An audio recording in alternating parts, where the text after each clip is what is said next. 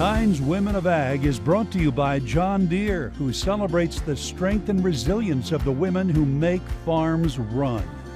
Well, father and daughter often share a special bond, but for the Kents in Ohio, that bond also created an opportunity of a lifetime. This Father's Day weekend, we introduce you to Zoe Kent in our ongoing series featuring Women of Ag. Whether it's her humor, I can't wait for like 20, 30 years from now when I'm that old person on the farm that's like, well, back in my day. her hard work, or her unfiltered take on being a farmer today.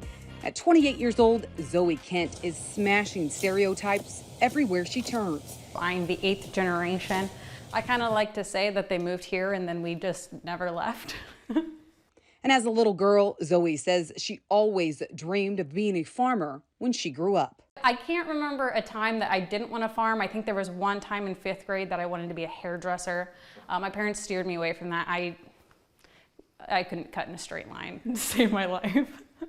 As she got older, she kept grabbing the wheel of more jobs on the farm, even running the combine and working ground throughout high school. My senior project was learning how to do all of the bookwork at the farm, which luckily in 2013, it was a good year, so it enticed me to come back. But her mom was adamant. With 3 kids, she wanted them all to get an education and explore opportunities off the farm. My mom has always put a big value on education in our house, so I knew I was going to get a college degree, so I went to Ohio State. While at Ohio State, Zoe tackled an ag business degree while also cheering.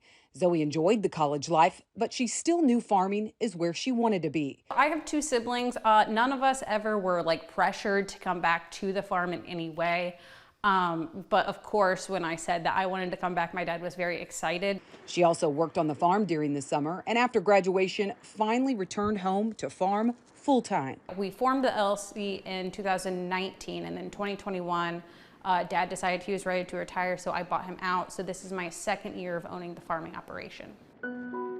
Transitioning the farm was always part of the plan, but the timing of that transition was not. It happened faster than we were expecting it to. First, when we set out, we thought, okay, we're gonna run as partners for 5 years and then begin the transition. When a neurological genetic condition created health headwinds for her dad, Mickey, their plan changed. Dad didn't have a hip for 7 months, and so it was a long process of him not being able to do a lot of things physically, and I was taking on a lot of those roles.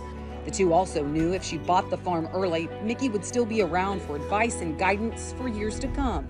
And today, these two are inseparable. I genuinely just really like hanging out with my dad.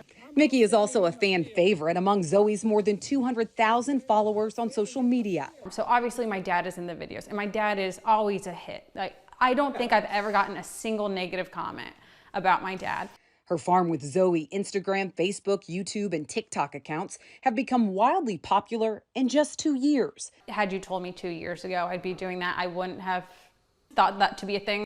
The idea was planted by a college friend, and that's when Zoe decided to give social media a try. I have some specific boundaries I set. I don't show my family because I want to keep the focus on the farm. I was intentional that I was never going to do my hair and my makeup to film a video. Instead, Zoe wants people to have an authentic look at life on the farm today. But of course, when you decide to share online, you're gonna get feedback from anyone and everyone. I know I've kind of opened myself up to that. I will get the occasional just dumb comment from someone that thinks I couldn't possibly know how to drive a tractor and that my dad's just doing all the work behind the scenes for me and I'm jumping in to take a video.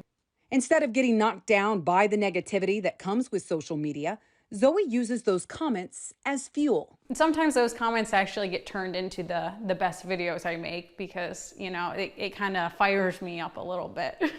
Zoe's dealt with doses of dubiety since she started farming. I would get comments in the beginning. Oh, you must be your dad's secretary, or it's nice that your dad's letting you hang out. Everyone that I work with daily understands that I'm capable of doing all of the things I need to do on the farm.